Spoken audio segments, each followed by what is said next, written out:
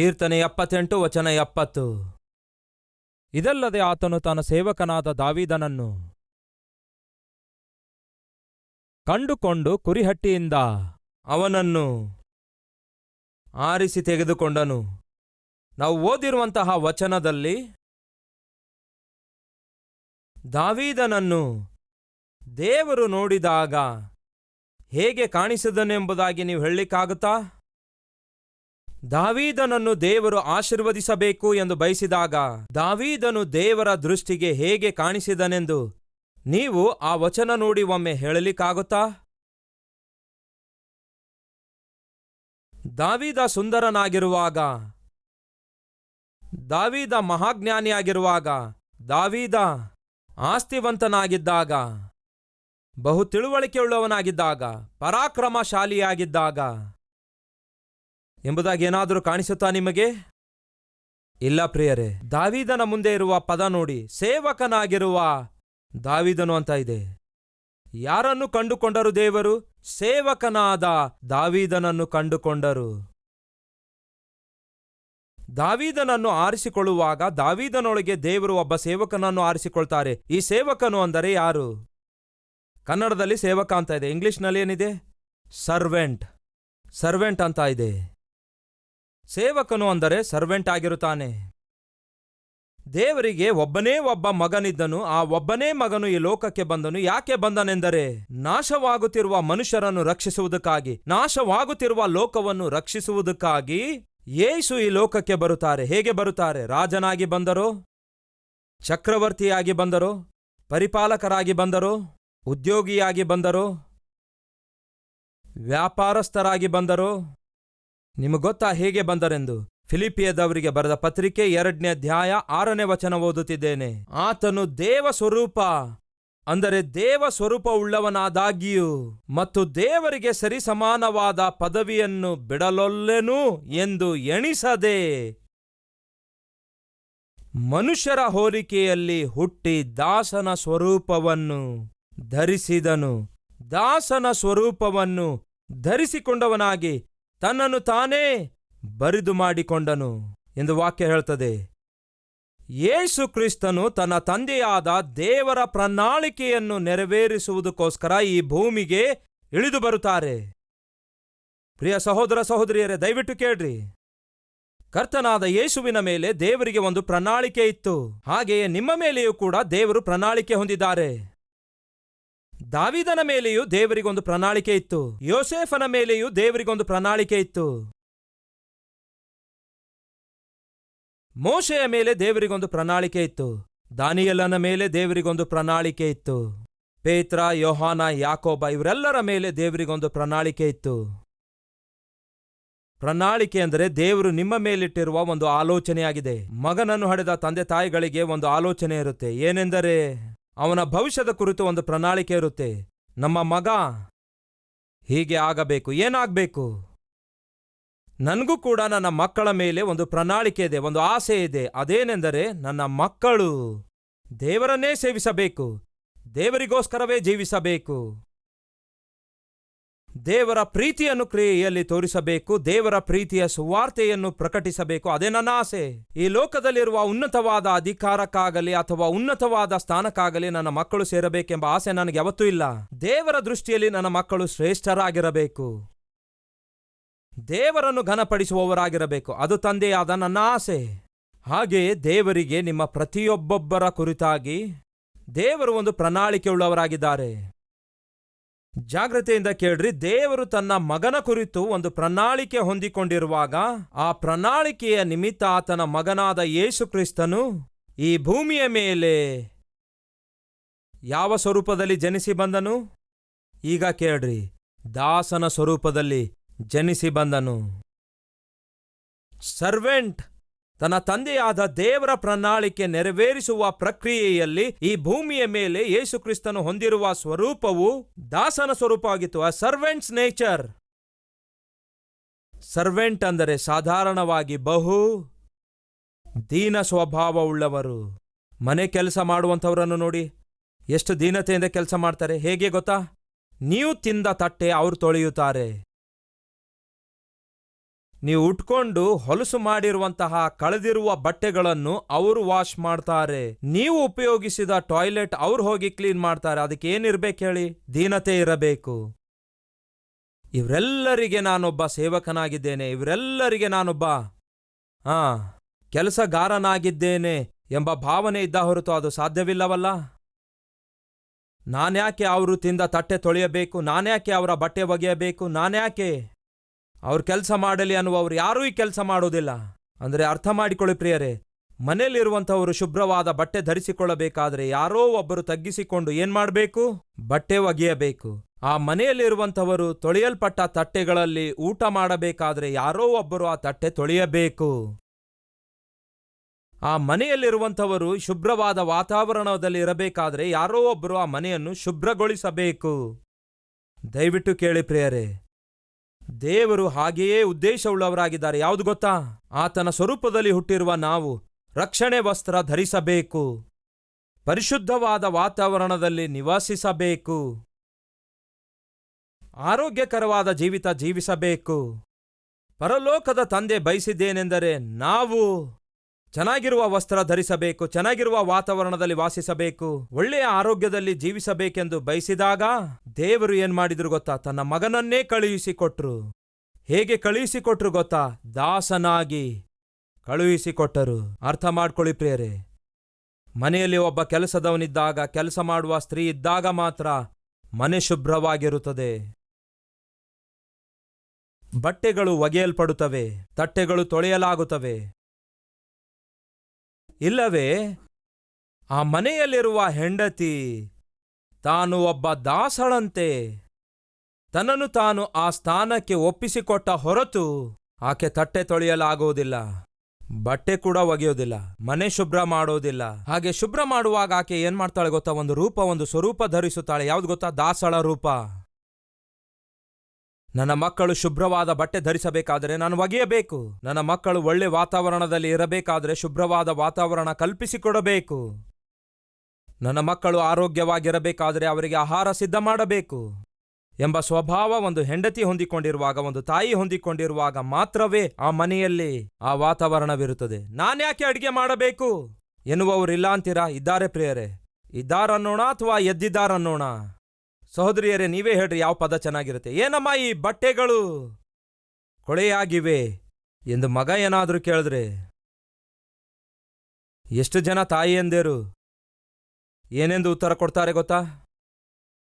ಈ ದಿನ ಬಟ್ಟೆ ಒಗೆಯೋಳು ಬರಲಿಲ್ಲ ಮಗನೇ ಎಂದು ಉತ್ತರಿಸ್ತಾರೆ. ಬಟ್ಟೆ ಒಗೆಯುವ ಆ ಸ್ತ್ರೀ ಬರದೇ ಇದ್ದರೆ ನೀವು ಬಟ್ಟೆ ಒಗೆಯುವುದಿಲ್ಲವೋ?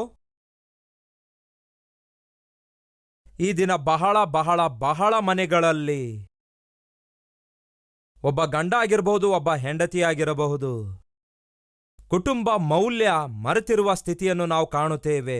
ಇತ್ತೀಚೆಗೆ ನನಗೆ ಜನ್ಮ ಕೊಟ್ಟ ತಾಯಿಯ ಜನ್ಮದಿನದಂದು ಅವರ ಕೈಯಿಂದ ಒಂದು ಅದ್ಭುತವಾದ ಪುಸ್ತಕ ರಿಲೀಸ್ ಮಾಡಿದೆವು. ಆ ಪುಸ್ತಕದ ಹೆಸರು ಏನೆಂದು ಗೊತ್ತಾ?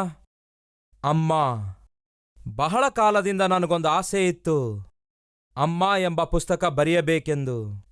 ಆ ಅಮ್ಮ ಎನ್ನುವಂತಹ ಪುಸ್ತಕ ಈ ಕರೋನಾ ಕಷ್ಟ ಕಾಲದಲ್ಲಿ ಸ್ವಲ್ಪ ಸಮಯ ಸಿಕ್ಕಿರುವುದರಿಂದ ಬರೆದೆ. ಒಬ್ಬ ತಾಯಿ ಅಷ್ಟಕ್ಕೂ ಹೇಗೆ ಒಂದು ಮಗುವನ್ನು ಬೆಳೆಸುತ್ತಾಳೆ, ಹೇಗೆ ಮಗುವಿಗೋಸ್ಕರ ಪ್ರಯಾಸ ಪಡುತ್ತಾಳೆ, ಹೇಗೆ ಮಗುವಿಗೋಸ್ಕರ ಕಷ್ಟಪಡುತ್ತಾಳೆ, ಹೇಗೆ ಮಗುವಿಗೋಸ್ಕರ ಪ್ರಾರ್ಥನೆ ಮಾಡುತ್ತಾಳೆ, ಹೇಗೆ ಮಗುವಿಗೆ ಪ್ರೀತಿಯಿಂದ ಬೆಳೆಸುತ್ತಾಳೆ ಎಂದು ಅನೇಕ ತಾಯಿಯಂದಿರ ಕುರಿತು ಬರೆದಿದ್ದೇನೆ.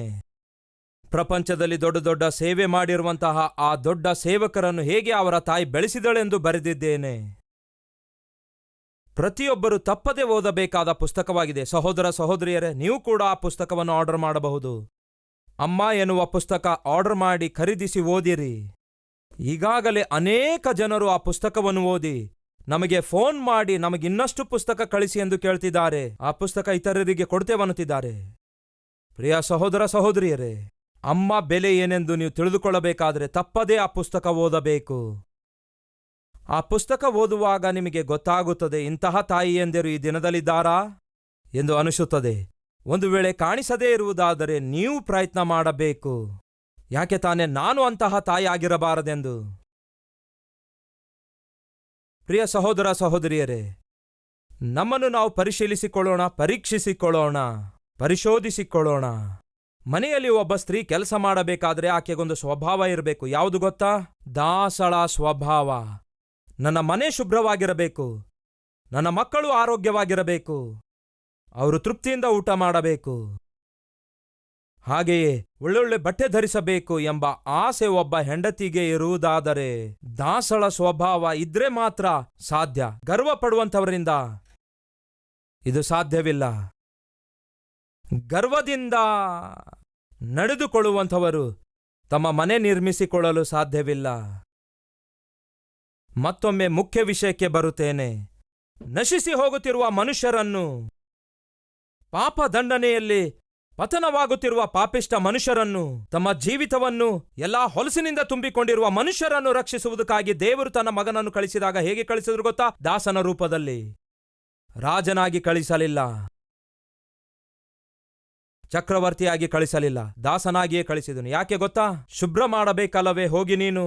ಪಾಪಿಷ್ಟ ವಸ್ತ್ರ ಧರಿಸಿದವರಿಗೆ, ಹೊಲಸು ವಸ್ತ್ರ ಧರಿಸಿದವರಿಗೆ ಶುಭ್ರವಾದ ವಸ್ತ್ರ, ನೀತಿ ವಸ್ತ್ರ, ರಕ್ಷಣೆ ವಸ್ತ್ರ ನೀನು ಕೊಡಬೇಕಾದರೆ ಶುಭ್ರ ಮಾಡಬೇಕಲ್ಲವೇ? ಕೆಟ್ಟದನ್ನು ತಿಂದು ಆರೋಗ್ಯ ಹಾಳು ಮಾಡಿಕೊಂಡವರಿಗೆ ನೀನು ಆರೋಗ್ಯವನ್ನು ಒದಗಿಸಬೇಕಾದರೆ ನೀನು ಹೋಗಿ ಜಜ್ಜಲ್ಪಡಬೇಕಲ್ಲವೇ ಆಹಾರದ ರೂಪದಲ್ಲಿ? ಕ್ರಿಸ್ತೇಸು ಹೇಳಿದ್ದಾರೆ, ನಾನೇ ಜೀವಾಹಾರವೆಂದು.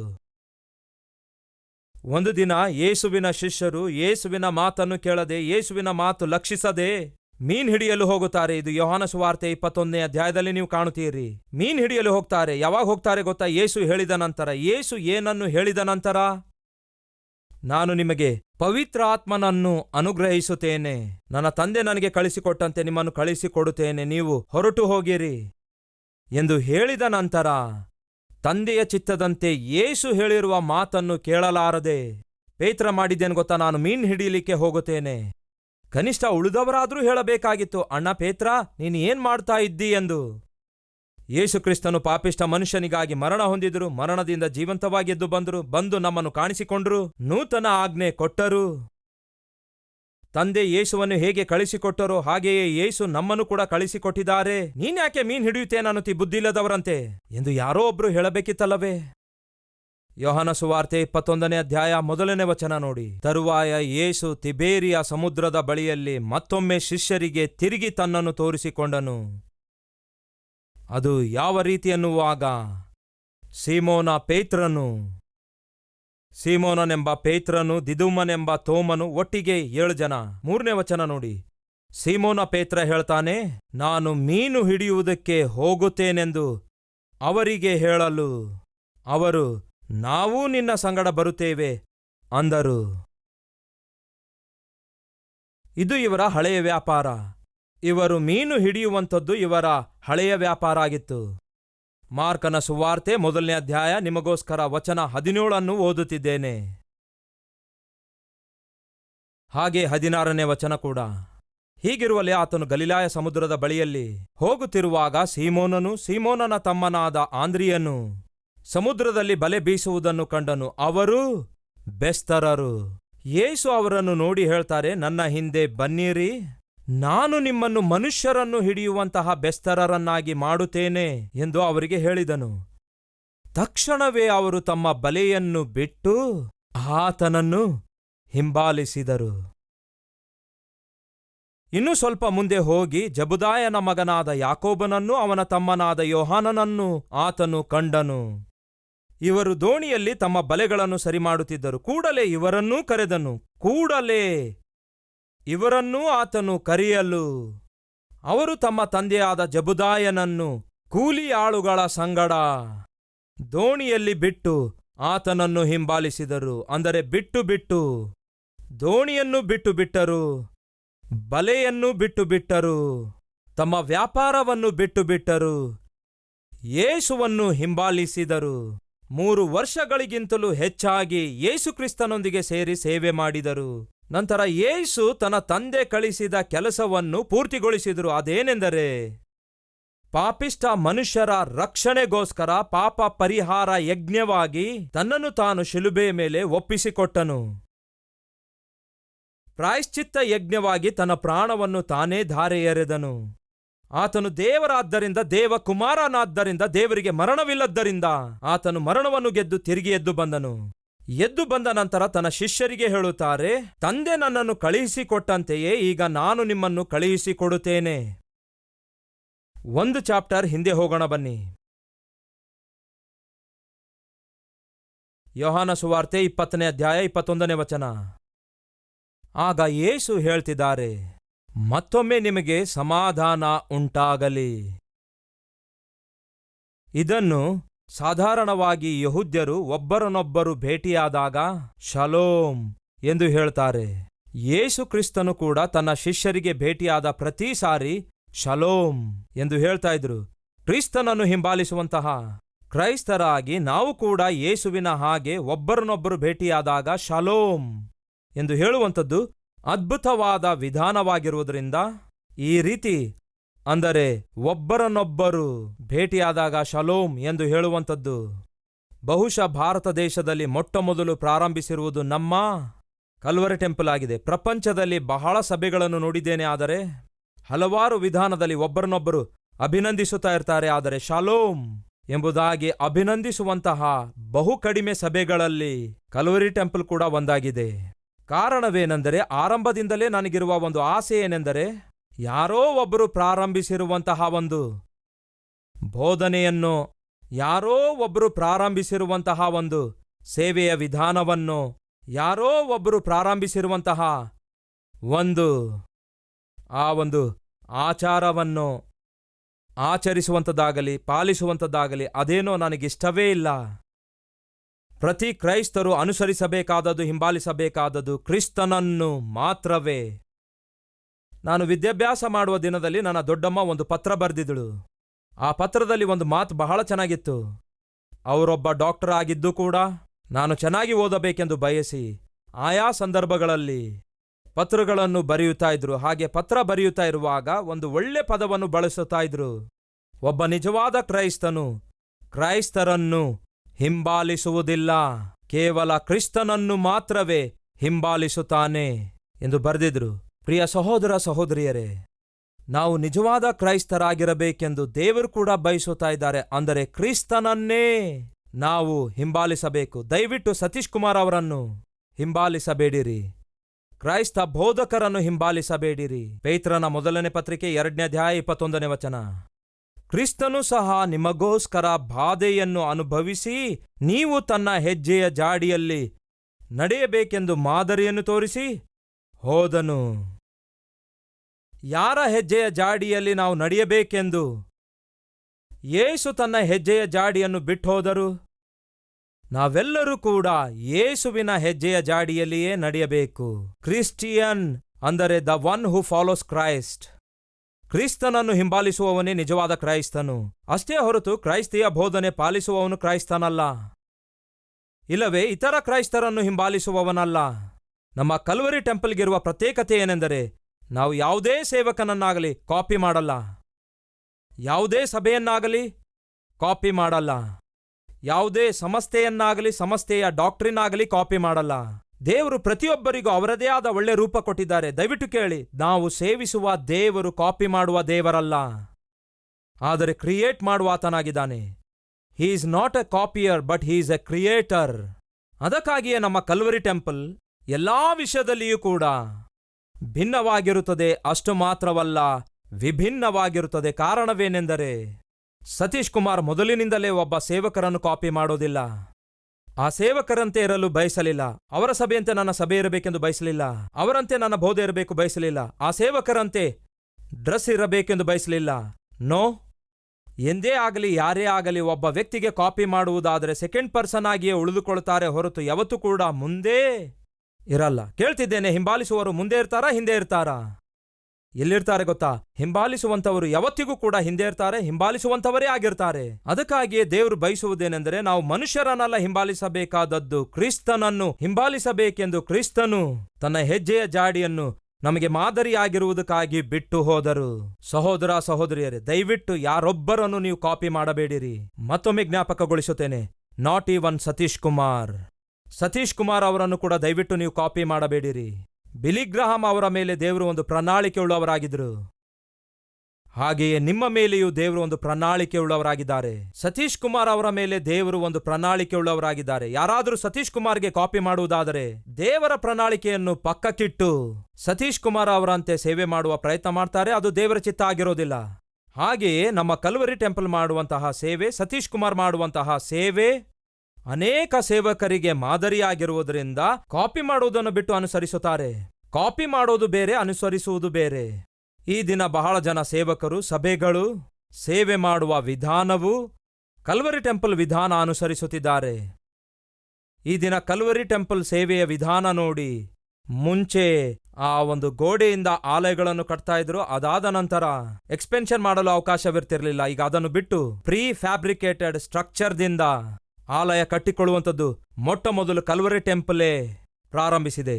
ಈ ದಿನ ಎಲ್ಲಿ ನೋಡಿದರೂ ಕೂಡ ನಮ್ಮ ಕಲ್ವರಿ ಟೆಂಪಲ್ ಕಟ್ಟಡ ಯಾವ ರೀತಿಯಾಗಿದೆಯೋ ಅದೇ ರೀತಿಯಾಗಿ ಬಹಳ ಜನ ಆಲಯ ಕಟ್ಟಿಕೊಳ್ತಾ ಇದ್ದಾರೆ. ದೇವರಿಗೆ ಮಹಿಮೆಯಾಗಲಿ. ಕಾಪಿ ಮಾಡೋದು ಬೇರೆ, ಅನುಸರಿಸುವುದು ಬೇರೆ. ಕಾಪಿ ಮಾಡುವವರು ಇದ್ದಾರೆ, ಅನುಸರಿಸುವವರೂ ಇದ್ದಾರೆ. ಏನೇ ಇರಲಿ, ಒಂದು ಮಾತ್ರ ವಾಸ್ತವ, ನಾವೆಲ್ಲರೂ ಸೇರಿ ಅನುಸರಿಸಬೇಕಾದದ್ದು ಕೇವಲ ಕರ್ತನಾದ ಯೇಸು ಕ್ರಿಸ್ತನನ್ನು ಮಾತ್ರವೇ. ಮತ್ತೊಮ್ಮೆ ಆ ಮುಖ್ಯ ವಿಷಯಕ್ಕೆ ಬರುತ್ತೇನೆ. ನಾಶವಾಗುತ್ತಿರುವ ಮನುಷ್ಯರನ್ನು ರಕ್ಷಿಸಬೇಕು ಎಂದು ದೇವರು ಬಯಸಿದಾಗ ತನ್ನ ಮಗನನ್ನು ಯಾವ ರೂಪ ಧರಿಸಿ ಕಳಿಸಿದರು ಗೊತ್ತಾ ನಿಮಗೆ? ದಾಸನ ಸ್ವರೂಪ. ಅಮ್ಮ ಸಹೋದರಿಯರೇ, ಕೇಳ್ತಾ ಇದ್ದೀರಾ? ನಿಮ್ಮ ಗಂಡ ನಾಶವಾಗ್ತಾ ಇರುವುದಾದರೆ, ನಿಮ್ಮ ಗಂಡ ರಕ್ಷಣೆ ಹೊಂದಬೇಕಾದರೆ ನಿಮ್ಮಲ್ಲಿ ಯಾವ ಸ್ವಭಾವ ಇರಬೇಕು? ದಾಸಳ ಸ್ವಭಾವ ಇರಬೇಕು. ನಿಮ್ಮ ಹೆಂಡತಿ ನಾಶವಾಗುತ್ತಿರುವುದಾದರೆ, ಆಕೆ ರಕ್ಷಣೆ ಹೊಂದಬೇಕೆಂದು ನೀವು ಬಯಸುವುದಾದರೆ ನೀವು ಯಾವ ಸ್ವಭಾವವುಳ್ಳವರಾಗಿರಬೇಕು? ದಾಸನ ಸ್ವಭಾವ. ಅದರ ಅರ್ಥವೇನೆಂದರೆ ಗರ್ವಿಷ್ಠರು ಮತ್ತೊಬ್ಬರನ್ನು ರಕ್ಷಿಸಲು ಸಾಧ್ಯವೇ ಇಲ್ಲ. ಗರ್ವದಿಂದಲೂ ಅಹಂದಿಂದಲೂ ಅಹಂಭಾವದಿಂದಲೂ ತುಂಬಿಕೊಂಡಂಥವರು ನಡೆದುಕೊಳ್ಳುವಂಥವರು ಯಾರೊಬ್ಬರಿಗೂ ಆಶೀರ್ವಾದಕರವಾಗಿ ಮಾರ್ಪಡಲು ಸಾಧ್ಯವೇ ಇಲ್ಲ. ತಗ್ಗಿಸಿಕೊಳ್ಳುವ ಸ್ವಭಾವವೇ, ದೀನತೆಯೇ, ಸಾತ್ವಿಕತ್ವವೇ ನಿಮ್ಮ ಜೀವಿತ ಇತರರಿಗೆ ಆಶೀರ್ವಾದಕರವಾಗಿ ಮಾರ್ಪಡಿಸುತ್ತದೆ.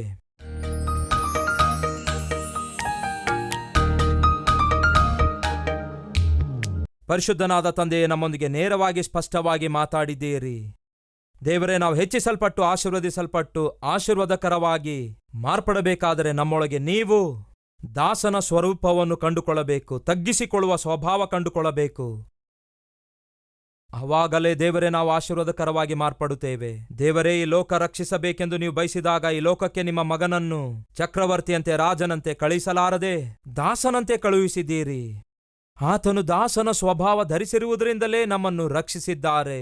ಏಸಯ್ಯಾ, ಈ ಲೋಕ ನಾವು ರಕ್ಷಣೆಗೆ ನಡೆಸಬೇಕಾದರೆ, ನಮ್ಮ ಕುಟುಂಬ ರಕ್ಷಣೆಗೆ ನಡೆಸಬೇಕಾದರೆ, ನಮ್ಮ ಸುತ್ತಲಿರುವವರನ್ನು ರಕ್ಷಣೆಗೆ ನಡೆಸಬೇಕಾದರೆ ನಮ್ಮೊಳಗಡೆ ದಾಸನ ಸ್ವಭಾವ ಕಾಣಿಸಬೇಕು. ನಮ್ಮ ಗರ್ವದಿಂದಾಗಲಿ, ಅಹಂಕಾರದಿಂದಾಗಲಿ, ಸ್ಟೈಲ್ನಿಂದಾಗಲಿ, ನಮ್ಮೊಳಗಿರುವಂತಹ ಕೆಲಸಕ್ಕೆ ಬಾರದ ರೋಷದಿಂದಾಗಲಿ, ದೇವರೇ, ನಾವು ಬಹಳ ಸಂದರ್ಭದಲ್ಲಿ ಬಹಳ ನಷ್ಟ ಹೊಂದಿದ್ದೇವೆ. ನಮ್ಮನ್ನು ಮನ್ನಿಸು, ನಮ್ಮನ್ನು ಕ್ಷಮಿಸು ದೇವರೇ. ಈ ದಿನ ನಮ್ಮ ಹೃದಯಗಳನ್ನು ಪರೀಕ್ಷಿಸಿದ್ದೀರಿ, ಪರಿಶೀಲಿಸಿದ್ದೀರಿ. ನಮ್ಮ ಲೋಪಗಳನ್ನು ದೇವರೇ ಬಯಲುಪಡಿಸಿದ್ದೀರಿ. ಸರಿಪಡಿಸಿಕೊಳ್ಳುತ್ತಿರುವವರಿಗಾಗಿ ನಿಮಗೆ ಸ್ತೋತ್ರ. ಹೃದಯ ತಿದ್ದುಕೊಳ್ಳುವವರಿಗಾಗಿ ನಿನಗೆ ವಂದನೆ. ಗರ್ವವನ್ನು ಬಿಟ್ಟು ಬಿಡುತ್ತೇನೆ ಎಂದು ಹೇಳುವಂಥವರಿಗೋಸ್ಕರ ನಿನಗೆ ಸ್ತೋತ್ರ ಸಲ್ಲಿಸುತ್ತೇನೆ. ಪ್ರಾರ್ಥನೆಯಲ್ಲಿ ಐಕ್ಯವಾಗಿರುವಂತಹ, ಪರಿವರ್ತನೆ ಬೇಕು ಎಂದು ಬಯಸುವಂತಹ ಪ್ರತಿಯೊಬ್ಬರನ್ನು 100ರಷ್ಟು ಆಶೀರ್ವದಿಸಿರಿ ದೇವರೇ. ಅವರ ಕುಟುಂಬಗಳನ್ನು ಕಟ್ಟಿರಿ ದೇವರೇ. ಅವರು ಮಾಡುವ ಕೆಲಸವನ್ನು ಆಶೀರ್ವದಿಸಿರಿ ದೇವರೇ. ಒಳ್ಳೆ ಆರೋಗ್ಯ ದಯಪಾಲಿಸಿರಿ ದೇವರೇ. ಅದ್ಭುತವಾದ ಭವಿಷ್ಯ ಅವರಿಗೆ ದಯಪಾಲಿಸಿರಿ ಎಂದು ಯೇಸು ಕ್ರಿಸ್ತನ ನಾಮದಲ್ಲಿ ಪ್ರಾರ್ಥನೆ ಬೇಡಿ ಹೊಂದಿದ್ದೇವೆ ತಂದೆಯೇ, ಆಮೇನ್. ದೈವ ಸೇವಕ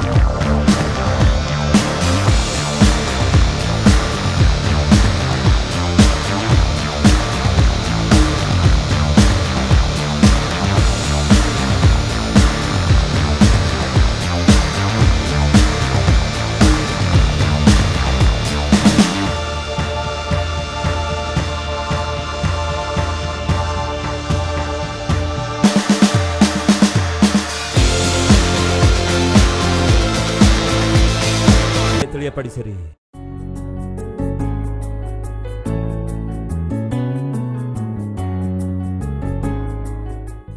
ಈ ದಿನ ಕಲ್ವರಿ ಸ್ವರವನ್ನು ಕೋಟ್ಯಾಂತರ ಜನ ವೀಕ್ಷಿಸುತ್ತಿದ್ದಾರೆ. ಭಾರತ ದೇಶದಲ್ಲಿರುವಂತಹ ಪ್ರಧಾನ ಭಾಷೆಗಳಲ್ಲಿ ಯೇಸುಕ್ರಿಸ್ತನ ಕುರಿತಾದ ಪ್ರೀತಿ ಸುವಾರ್ತೆಯನ್ನು ಪ್ರತಿ ಭಾಷೆಯಲ್ಲಿ ಸಾರುತ್ತಿರುವಂತಹ ಮೊಟ್ಟ ಮೊದಲ ಸಭೆ ಈ ಭಾರತ ದೇಶ ಚರಿತ್ರೆಯಲ್ಲಿಯೇ ನಮ್ಮ ಕಲ್ವರಿ ಟೆಂಪಲ್ ಆಗಿದೆ. ಯಾಕೆ ಇಷ್ಟೊಂದು ಸುವಾರ್ತೆ ಪ್ರಕಟಿಸುತ್ತಾ ಇದ್ದೇವೆ? ಯಾಕೆ ಇಷ್ಟೊಂದು ಭಾಷೆಗಳಲ್ಲಿ ಸುವಾರ್ತೆ ತಲುಪಿಸಬೇಕೆಂದು ತವಕಿಸುತ್ತಿದ್ದೇವೆ? ದಯವಿಟ್ಟು ಕೇಳಿ. ರೋಮಪುರದವರಿಗೆ ಬರೆದ ಪತ್ರಿಕೆ 10ನೇ ಅಧ್ಯಾಯ 13ನೇ ವಚನ ಹೇಳುವುದೇನೆಂದರೆ, ಕರ್ತನ ನಾಮವನ್ನು ಹೇಳಿಕೊಳ್ಳುವವರೆಲ್ಲರಿಗೇ ರಕ್ಷಣೆಯಾಗುವುದು. ಯಾರು ರಕ್ಷಿಸಲ್ಪಡುತ್ತಾರಂತೆ? ಕರ್ತನ ನಾಮದಲ್ಲಿ ಪ್ರಾರ್ಥನೆ ಮಾಡುವಂಥವರು ರಕ್ಷಿಸಲ್ಪಡುತ್ತಾರೆ. ಯಾರಾದರೂ ರಕ್ಷಿಸಲ್ಪಡಬೇಕು, ತಾವು ಮಾಡಿದ ಪಾಪದಿಂದ ಬಿಡುಗಡೆ ಹೊಂದಬೇಕಾದರೆ ಯೇಸುವಿಗೆ ಪ್ರಾರ್ಥಿಸಬೇಕು. ಯೇಸುವಿಗೆ ಪ್ರಾರ್ಥಿಸಬೇಕಾದರೆ ಯೇಸುವಿನಲ್ಲಿ ನಂಬಿಕೆ ಇಡಬೇಕು. ಯೇಸುವಿನಲ್ಲಿ ನಂಬಿಕೆ ಇಡಬೇಕಾದರೆ ಯೇಸುವಿನ ಕುರಿತಾಗಿ ಕೇಳಬೇಕು. ಯೇಸುವಿನ ಕುರಿತು ಕೇಳಬೇಕಾದ್ರೆ ಯಾರಾದ್ರೂ ಕೇಳುವಂತೆ ಮಾಡಬೇಕು. ಯಾರಾದ್ರೂ ಒಬ್ಬರು ಕೇಳುವಂತೆ ಮಾಡಬೇಕಾದ್ರೆ ಹಾಗೆ ಕೇಳುವಂತೆ ಮಾಡುವವರಿಗೆ ಯಾರಾದ್ರೂ ಒಬ್ರು ಕಳುಹಿಸಬೇಕು. ಕಲ್ವರಿ ಸ್ವರಕ್ಕೆ ಸಹಾಯ ಮಾಡುವಂತಹ ನೀವೆಲ್ಲ ಏನ್ ಮಾಡ್ತಿದ್ದೀರಿ ಗೊತ್ತಾ? ಈ ದೀನ ಸೇವಕನು ಸಾರುವಂತಹ ಸುವಾರ್ತೆಯ ಹಿಂದೆ ಇದ್ದುಕೊಂಡು ಪ್ರಕಟಿಸುವಂತೆ ಮಾಡುತ್ತಿದ್ದೀರಿ. ನಾನು ಸಾರುವಂತಹ ಈ ಸಂದೇಶಗಳು 17 ಭಾಷೆಗಳಲ್ಲಿ ಭಾರತ ದೇಶದ 4 ದಿಕ್ಕುಗಳಲ್ಲಿ ಸಾರಲ್ಪಡ್ತಿದೆ. ಭಾರತ ದೇಶದಲ್ಲಿ ಅಷ್ಟೇ ಅಲ್ಲ, ನಮ್ಮ ಬಲಗಡೆಯಲ್ಲಿರುವ ಬಾಂಗ್ಲಾದೇಶಲ್ಲಾಗಿರ್ಬೋದು, ನಮ್ಮ ಕೆಳಭಾಗದಲ್ಲಿರುವ ಶ್ರೀಲಂಕಾದಲ್ಲಿ, ಮೇಲಿರುವಂತಹ ನೇಪಾಲ್ನಲ್ಲಿ, ಎಡಭಾಗದಲ್ಲಿರುವ ಪಾಕಿಸ್ತಾನ್, ಅಫ್ಘಾನಿಸ್ತಾನ್, ಗಲ್ಫ್ ಕಂಟ್ರೀಸ್ಗಳಲ್ಲಿ ಈ ದಿನ ಕಲ್ವರಿ ಸ್ವರ ಪ್ರಸಾರವಾಗುತ್ತಾ ಇದೆ. ಅವರು ಮಾತಾಡುವಂತಹ ಭಾಷೆಯಲ್ಲಿಯೇ ಕೇವಲ ನಮ್ಮ ದೇಶದಲ್ಲಿ ಮಾತ್ರವಲ್ಲ, ನಮ್ಮ ದೇಶದ ಸುತ್ತಲಿರುವಂತಹ ದೇಶಗಳಲ್ಲಿ ಸುವಾರ್ತೆ ಸಾರುತ್ತಾ ಇದ್ದೇವೆ. ಮುಂದ್ಬರುವಂತಹ ದಿನಗಳಲ್ಲಿ ಏಷ್ಯಾ ಖಂಡದಲ್ಲಿರುವಂತಹ ಪ್ರತಿ ದೇಶಕ್ಕೆ ಸುವಾರ್ತೆ ಸಾರುವಂತಹ ಸಭೆಯಾಗಿ ನಮ್ಮ ಸಭೆಯನ್ನು ದೇವರು ಆಶೀರ್ವದಿಸಬೇಕು ಎಂದು ನಾವು ಪ್ರಾರ್ಥಿಸುವವರಾಗಿರಬೇಕು. ನಾವು ತಿಳಿದುಕೊಂಡಿರುವ ಸತ್ಯವನ್ನು ತಿಳಿಸಲಾರದೇ ಇರುವುದಾದರೆ ಎಷ್ಟು ನಷ್ಟ. ಒಂದು ನಿರ್ಣಯ ತೆಗೆದುಕೊಳ್ಳಿ. ನಾನು ರಕ್ಷಿಸಲ್ಪಟ್ಟಿರುವುದಾದರೆ ಯಾರೋ ಒಬ್ರು ನನಗೆ ಯೇಸುವಿನ ಬಗ್ಗೆ ತಿಳಿಸಿದ್ರು. ಹಾಗೆಯೇ ನಶಿಸಿ ಹೋಗುವಂಥವರು ರಕ್ಷಿಸಲ್ಪಡಬೇಕಾದರೆ ನಮಗೆ ಇಷ್ಟು ಚೆನ್ನಾಗಿ ವಾಕ್ಯ ಸಾರುವಂತಹ ದೀನ ಸೇವಕರನ್ನು ದೇವರು ನಮ್ಗೆ ಕೊಟ್ಟಿದ್ದಾರೆ. ವಾಕ್ಯ ಬಹು ವಿವರವಾಗಿಯೂ, ವಾಕ್ಯ ಬಹು ಅರ್ಥಗರ್ಭಿತವಾಗಿಯೂ, ಎಲ್ಲರೂ ಅರ್ಥ ಮಾಡಿಕೊಳ್ಳುವ ವಿಧಾನದಲ್ಲಿಯೂ ವಾಕ್ಯ ಸಾರುವಂತಹ ಸೇವಕರನ್ನು ದೇವರು ನಮ್ಗೆ ಕೊಟ್ಟಿದ್ದಾರೆ. ಈ ಸೇವಕರಿಗೆ ಸಹಾಯ ಮಾಡುವುದಾದರೆ, ಇಂತಹ ಸಂದೇಶವನ್ನು ಅನೇಕ ಲಕ್ಷಾಂತರ ಜನರು ಕೇಳುವಂತೆ ಮಾಡುವುದಾದರೆ ಅನೇಕರ ಜೀವಿತಗಳು ಬದಲಾಗುತ್ತವೆ ಎಂಬ ನಂಬಿಕೆ ಖಂಡಿತವಾಗಿ ನಿಮ್ಮೆಲ್ಲರಿಗೆ ಇದ್ದೇ ಇರುತ್ತೆ. ಆ ನಂಬಿಕೆಯುಳ್ಳ ಸಹೋದರ ಸಹೋದರಿಯರೇ, ಅದನ್ನು ಕ್ರಿಯೆಯಲ್ಲಿಡಿರಿ. ಸುವಾರ್ತೆ ತಲುಪಿಸಿರಿ. ಕರ್ತನ ನಾಮದಲ್ಲಿ ಪ್ರಾರ್ಥಿಸುವವರೆಲ್ಲರಿಗೆ ಏನಾಗುತ್ತೆ? ರಕ್ಷಣೆ ಉಂಟಾಗ್ತದೆ. ಹಾಗೆ ಪ್ರಾರ್ಥಿಸಬೇಕಾದರೆ ನಂಬಿಕೆ ಇಡಬೇಕು. ಹಾಗೆ ನಂಬಿಕೆ ಇಡಬೇಕಾದರೆ ಕೇಳಬೇಕು. ಕೇಳಬೇಕಾದರೆ ಯಾರಾದರೂ ಒಬ್ಬರು ಕೇಳುವಂತೆ ಮಾಡಬೇಕು. ಕೇಳುವಂತೆ ನನ್ನಂತಹ ಸೇವಕರು ಮಾಡಬೇಕಾದರೆ ನನ್ನ ಹಿಂದೆ ಇದ್ದುಕೊಂಡು ಏನ್ ಮಾಡಬೇಕು? ಈ ಸೇವಕನ ಸ್ವರವನ್ನು ಅನೇಕ ಭಾಷೆಗಳಲ್ಲಿ ತರ್ಜುಮೆ ಮಾಡಿ ಕೇಳುವಂತೆ ಮಾಡಬೇಕು. ನಾನೇನು ಮಾಡಬಲ್ಲೆನೋ ಬಹುಶಃ ಅದು ನೀವು ಮಾಡಲಾರದೇ ಇರಬಹುದು. ನೀವೇನನ್ನು ಮಾಡಬಲ್ಲಿರೋ ಬಹುಶಃ ಅದನ್ನು ನಾನು ಮಾಡ್ಲಿಕ್ಕಾಗದೇ ಇರಬಹುದು. ನೀವು ನಾನು ಒಟ್ಟಿಗೆ ಸೇರುವುದಾದರೆ ಲೋಕಕ್ಕೆ ಸುವಾರ್ತೆಯನ್ನು ತಲುಪಿಸಬಹುದು. ಹಾಗಾಗಿ ಒಂದು ತೀರ್ಮಾನ ತೆಗೆದುಕೊಳ್ಳಿ. ದೇವರು ನಿಮಗೆ ಕೊಟ್ಟ ಸಾಮರ್ಥ್ಯದ ಮೇರೆಗೆ ತಿಂಗಳಿಗೆ 1 ಸಾರಿ ಆಗಲಿ, ಇಲ್ಲವೇ 2 ತಿಂಗಳಿಗೆ 1 ಸಾರಿ ಆಗಲಿ, ಇಲ್ಲವೇ 3 ತಿಂಗಳಿಗೆ 1 ಸಾರಿ ಆಗಲಿ, ಇಲ್ಲವೇ ದೇವರು ನಿಮ್ಮ ಜೀವಿತದಲ್ಲಿ ಶುಭ ಕಾರ್ಯಗಳನ್ನು ಮಾಡುವಾಗ, ಆಶೀರ್ವಾದಗಳನ್ನು ಅನುಗ್ರಹಿಸಿದಾಗ ಕೃತಜ್ಞತೆಯುಳ್ಳವರಾಗಿ ಸುವಾರ್ತೆಗೆ ದಾನ ಮಾಡಿರಿ. ಪ್ರತಿ ಶನಿವಾರ ನಮ್ಮ ಕಲ್ವರಿ ಟೆಂಪಲ್ನಲ್ಲಿ ಸ್ಪಾನ್ಸರ್ಸ್ ಮೀಟ್ ಇರುತ್ತೆ. ಆ ಸ್ಪಾನ್ಸರ್ಸ್ ಮೀಟ್ನಲ್ಲಿ ಪಾಲ್ಗೊಳ್ಳಿರಿ. ಬನ್ನಿರಿ, ಎಲ್ಲರೂ ಸೇರಿ ಕ್ರಿಸ್ತನ ಸುವಾರ್ತೆಯನ್ನು, ಕ್ರಿಸ್ತನ ಪ್ರೀತಿಯಿಂದ ಕೂಡಿದ ಸುವಾರ್ತೆಯನ್ನು ಲೋಕಕ್ಕೆ ಸಾರಿ ಹೇಳುವ ಪ್ರಯತ್ನ ಮಾಡೋಣ. ಇದು ನಮ್ಮ ಜವಾಬ್ದಾರಿಕೆಯಾಗಿದೆ ಎಂದು ಮರೆಯಬೇಡಿರಿ. ನಮ್ಮ ವಿಳಾಸ Calvary, post box number 30, Kukatpally, Hyderabad 72.